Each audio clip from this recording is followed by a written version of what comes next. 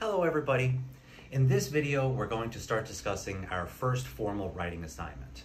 Now, I emailed you this document, so I'll read through it, but as we go along, I'm really going to add a lot more information, trying to make it very, very clear what's going on in this first assignment. So, just starting with the assignment is worth 5 total points. 25% of our grade comes from the writing assignments, and I'm just literally doing that as points. 5 points for this first one, we'll do 10 points for the second, 10 points for the third. So these points, this sounds like this assignment is only worth 5 points, but these are actual points that are going to go into your final average of your grade. So these are not a trivial little 5 points. You really want to make sure you're getting your papers done. So this is being distributed for the week of Monday, February 22nd. Our first submission due date is going to be Thursday, March 4th. Now, we'll have a second submission, and we'll talk a little bit more and remind you how that works, but that's going to be the first date. Thursday, March 4th, by midnight of that day, if you want me to look at your first submission, to email it to me by then. Okay, so what is this first assignment? Introduction to Statistics. Statistics is the science of collecting, organizing, and summarizing data in order to make conclusions and predictions. The purpose of this assignment is to give 2 examples of situations where statistics can be helpful in making a decision. This is a short assignment and all papers should be 2 pages. Now, I have a lot more to say, but that's really the main idea of this first paper. It's just an introduction. You'll see in a few minutes, I'm really just focusing on the structure, right? That's basically where your grade is going to come from. I want to make sure you have the right structure and just to get you to start talking about statistics. Second part, 2 pages. 2 pages, I mean, if you follow the introduction, body, conclusion that we were talking about in the writing guidelines, it's hard to not be on a second page. And that's all I mean by 2 pages. You know, you have an introduction, a paragraph or 2, anything in the body, there's a couple of paragraphs, and then a final paragraph for a conclusion. I mean, those have to be really short paragraphs for you to not get onto a second page. And that's all I'm looking for here. If you're going on, maybe if your examples get long enough, maybe a few of you might stretch that this might just get onto a 3rd page. But if you're writing and you're getting on pages 3 and 4, you're missing the point, okay? So that's what I want to start with. 2 examples. I have a lot more to say about the examples, but one thing I want to say right off the bat, to make this paper as good as it can be, don't go and try and find an example in the book and then just copy that. Make up your own. Everything we keep saying, it doesn't matter what stage you are, as a student, as a consumer, as a person who has a family, who lives in an area, you know, all these different factors, there are ways statistics can help you. And it's like, so what are you interested in? Well, you're interested, maybe you're thinking about what career, what major you want to go into. There's statistical ways to look at that. So maybe that's a question you want to think about. Maybe you're buying something new. You're thinking about a new TV, a new car, thinking about moving, a new apartment, a new house. All these things, there's a lot that statistics can help you with making that type of decision. So those are just a few things, but that's where I think you'll be much better off. Think about something you might be interested in, and then go that way. How can I make that into a statistical situation? So that's I think is the best advice for this. So now reading on, start this assignment with a short introduction to statistics in general. Again, it's a formal paper. You're not going to start off again. This is where the difference between an essay and a paper. In an essay, I ask you to give me 2 examples, you start writing. The first example is blah, blah, blah. But in a paper, you still need an introduction. So you're still going to have a little bit about statistics in general. Maybe, some people literally take that first line I had about statistics is the science of collecting, organizing, and summarizing data in order to make conclusions and predictions. That just to get something, to paint a little bit of a big picture as far as what is statistics about in general, but don't go too crazy. Your paper is not about statistics in general, so you don't want to go on for paragraphs, but you want a little bit about statistics in general, and then have that thesis statement, that statement of intent. What are you doing in this paper? So maybe something like, well, statistics can do a lot. In this paper, we're going to focus on 2 examples to demonstrate what statistics can do and how it can help us to make good decisions. So, give your reader a quick glimpse of the purpose of statistics. You must include your thesis statement, a statement of purpose, somewhere in your introduction. The statement should make clear this paper will examine 2 examples of how statistics can be used to make good decisions. After you get your introduction, introduce your examples. But now, as we keep saying, and this is where, again, there is some similarities in writing, giving an example. Any situation, an example must fully be presented. So if someone says, and this comes up on tests too, on tests as well, not test 2, literally, on tests as well. I ask you for an example, and people give me a few words, but that doesn't make it a clear example. So an example of statistics, and people say, favorite color and age. I mean, those could be questions we ask in statistics, but that's not an example. You know, especially something like this, okay, maybe you're asking people their favorite color, but why? How is that going to help you make a decision? What's the bigger purpose? Again, statistics is not just collecting data for the fun of it. There's always a greater purpose. So you have to make that clear when you give your example. Not just say, I want to collect age and I want to collect favorite color. There are my 2 examples. That's neither one of those is an example like that. So to be very clear, you'll probably want to separate your examples. I mean, again, this is just a little suggestion on structure. You know, go fully through one example, then in my second example, I will talk about and lay it all out. So separate the examples, all information on one example before moving into a new paragraph and introducing the other. Now next, I have a whole bunch of little things here. First thing, again, your example, it doesn't have to be real. It could be completely imagined.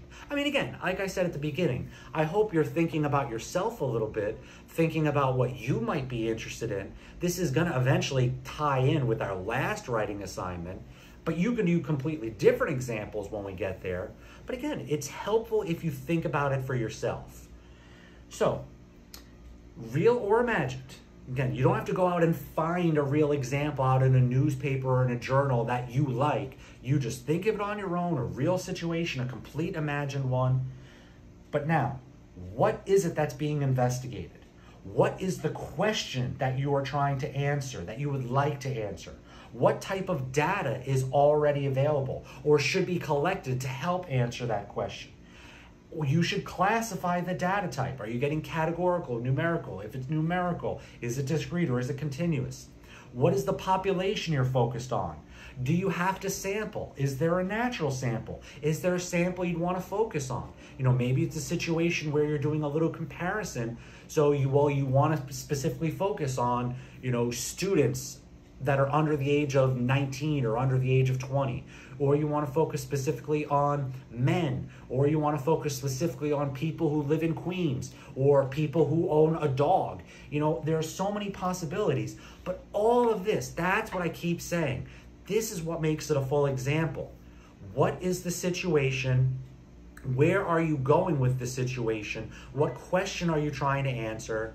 How do you get there? So how do you get there? What is the data you're going to collect? Who are you going to collect it from? Is that data already there? Classify that type of data. After you get all this information, now again, you're not really collecting it, but kind of thinking about if you collected all this information, how does that help you? So, you know, thinking about, well, I'm thinking about a new job, and if I'm going to think about this new job, I want to start taking a look at salaries. Well, by looking at salaries, I can compare with my present salary, try and see if this is a job that gives me the money that I need. You know, that's how it can help make a good decision. Do I want to take that job? But then keep going. Nothing stops there. Like all statistics, there's always the keep going. Is there more data? Would other data help in making this decision or possibly change this decision? And sometimes that is there other data. Well, if you're talking about salary, maybe you're also interested in benefits. Maybe you're also interested in days off. I mean, these are numerical things, but other things just about working condition, you know, schedule. If you're really thinking about taking a job, salary is certainly a big factor, but it's not the only factor. So that's any of the situations you talk about. Take that same mentality. Think about, okay, well, this helps. This information helps, but what other information? Sometimes it's not more information, but just more data. You know, if I'm thinking about what class I want to take, and I say, okay, well, I know I have some friends in this class, and I'm looking at their grades to help give me my information. But more data. What if I get more than just my friends? What if I start getting data from the other students as well? Would that help? Probably, right? You know, if you only have a couple of friends, that's very limited data. You know, if you have 3 people tell you this professor was good or this class was easy, well, that's just the opinions of 3 people. You may get another 5 people in that same class like, wow, that class was really tough. So as, you know, how many people, how much data you have, sometimes it's just a matter of, well, if I had more data, that would help make my decision. That would make me more confident that if I asked 300 people and they all agreed that this class was relatively easy and that this was a good professor, that would make me feel a lot better than if there's only, say, 3 people who were saying that. So that's why these examples are not just a quick line. That's why each example you give is going to be a fairly weighty paragraph, because there's a lot of information you have to give. That's how you fully outline a statistical situation, and that's what I'm looking for. Are there any other limitations? Oh, that's the last thing, right? Any other limitations? Kind of like, is there any more? Are there any limitations with what we did that might, you know, if we did more, could that help? Again, more people. We've talked about that in other situations too. That's what your paper is about, everybody. You want to highlight those 2 examples, and all I'm going to do when I grade is basically just, as long as you don't say anything wrong, you could write pretty much anything. So this is where we keep getting. It's like, as long as you know, and there's a lot of other classes like this too. There's a lot of places where an opinion or speculation or an example is not really a wrong way to do it, as long as you support everything that you say. Now, you know, when we get a little further on and we start having data in front of us, we can make some wrong conclusions. But as of right now, where we're just kind of outlining things, as long as we're looking at the big picture and covering all of our bases, so to speak, it's correct. So, let me just finish this. So, as you can see, giving an example is not a quick sentence, but takes at least a paragraph to fully develop all the necessary details and information. Not all examples will require you to answer every question above, and it's up to you, the investigator, to determine what is necessary. So now, some of that is going to take some practice. And now let's talk a little bit about first deadline. All papers will be like this. We're going to have the 3 papers. Tests, you know, any essay questions, examples, short answer, stuff like that on a test. Well, it's a test. You could ask questions, but once you submit it, that's it. But on your paper, any paper, we're going to have the 2 submissions. I strongly recommend you take advantage of the first submission. The first submission, some people look at this the wrong way and think it's kind of like a first draft. Just send me your first draft by then. I mean, at least you're going to get some benefit, but that's not really how it's intended.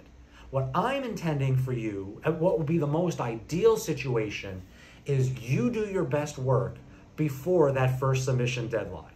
So that what you're giving me on that first submission deadline is what you consider to be, maybe not perfect, but something pretty close to your best paper. And always, again, Campus Writing Center, available if you need it. Definitely have the outline of the assignment. You know, they don't know the assignment, and the best thing they can do to help you is to go through and say, you're not covering this, you're missing this component. But they only know those things if you are actually showing them what the exact assignment says. So the Writing Center certainly helps. Again, the way I keep structuring this, as long as what you're saying makes sense, even if your grammar isn't strong, even, you know, for people where English is not their first language, it's as long as what you're saying makes sense and you're covering everything I ask you for. So that's where even just having a friend, a family member, to read over your paper. I gotta tell you, everybody, it's one of the most overlooked things that I've ever seen when it comes to just preparing for a class. People think, well, I read it, it's fine, I don't need to ask somebody else. But how often our brain fills in extra gaps. you're typing, you're writing, and then when you're rereading it, you know what you wanted to say. So sometimes like you're just reading over it and you're filling in extra words that aren't there. Your brain fills in extra pieces. But if you give it to somebody else who does not have that same experience, even if they're not in statistics, they can still read and say, wait a second, it feels like you're missing something here. It's like you were up here, then all of a sudden you jumped here. It feels like there should be something in between. And then, oh yeah, I forgot to write something. Like that was something in my brain that I never put into the paper. So there's a lot of good ways to kind of check in. But ideally, you've done your hard work. You send that to me by that first submission deadline. You don't get a grade at the first submission. You just get my feedback, unless it's already perfect. And that happens. That's a great benefit. You do that hard work, and if it is already perfect, you get the full points for the assignment and you're completely done.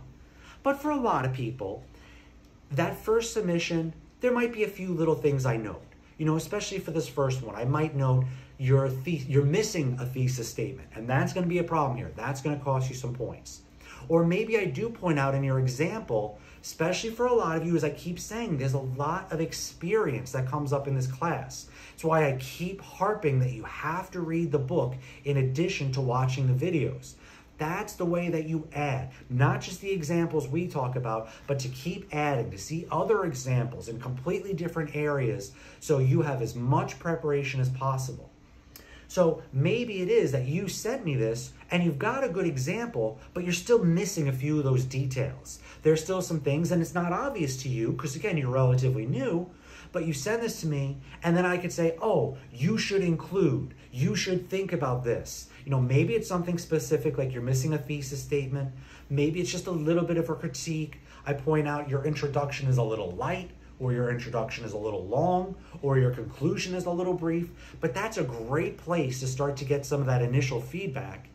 And for a lot of people who do the work, they put the hard work in before the first submission deadline, they get my feedback, and they've got 15 to 30 minutes to finish, clean up their paper, and then they're able to resubmit and get full points for that second submission, the final submission. So that's the ideal. Now, if you miss the first submission deadline, you could always still ask questions, but I will not read your paper. That's what the first submission is for. If you want me to read your paper and to get my full critique, you have to get it by the first submission. After that, all I will do, I will certainly give you guidance. I will certainly address any questions you may have, but I will not just say, oh, could you read this and let me know what you think? You've missed that opportunity. So take advantage. Okay, let's see. So not all examples require you to answer all questions. After you do this for both examples, be sure to have a final paragraph that contains a conclusion. And this first one, you know, conclusion is pretty basic. Statistics can do a lot in general. In this paper, we went through 2 examples, but there's still certainly a lot more. So that's the kind of framework. That's the ideal. How long should this take? You know, this is certainly many things are very independent, but I gotta be honest, this first assignment should not be that long. Again, you're getting this by Monday, February 22nd, and that first submission deadline is the following Thursday, Thursday, March 4th. I honestly think if you take some time, brainstorm some examples, and then when you sit down and write, it should come together fairly quickly. Now again, you know, how long does it take people to write? That's where, again, some of the little differences pop up.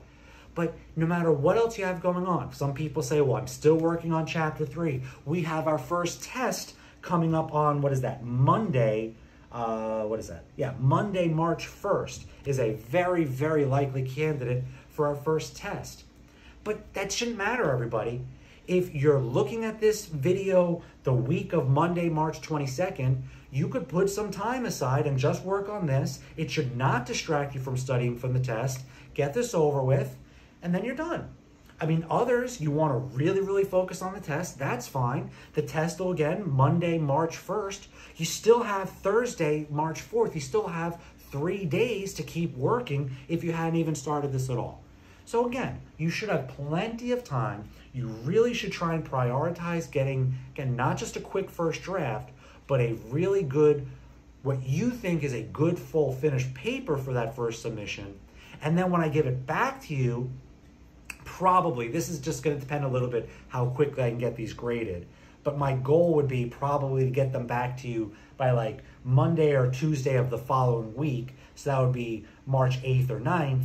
And then probably, 8th or 9th. And then maybe like March 15th will be the final submission. So there's a lot of time here. It's really easy to sit back, kind of just do nothing, and then all of a sudden have a lot on your plate. Or the better idea, do it sooner than later. Get this taken care of, get this out of the way. The people who do a good job by the first submission, you don't even have to worry about those next couple of weeks. We'll be well into chapter 4 at that point. The mathy part of statistics starts to pick up at that point. So again, it's like so many other things. If you procrastinate, then everything can kind of pile up on top of itself, and then you feel like you just have so much to do. But if you plan accordingly, take some time, do this ahead of time, and you'll be able to continue to work on a very nice schedule, even as we get through this first test and then get into some new material, start working towards test 2. Okay, last thing.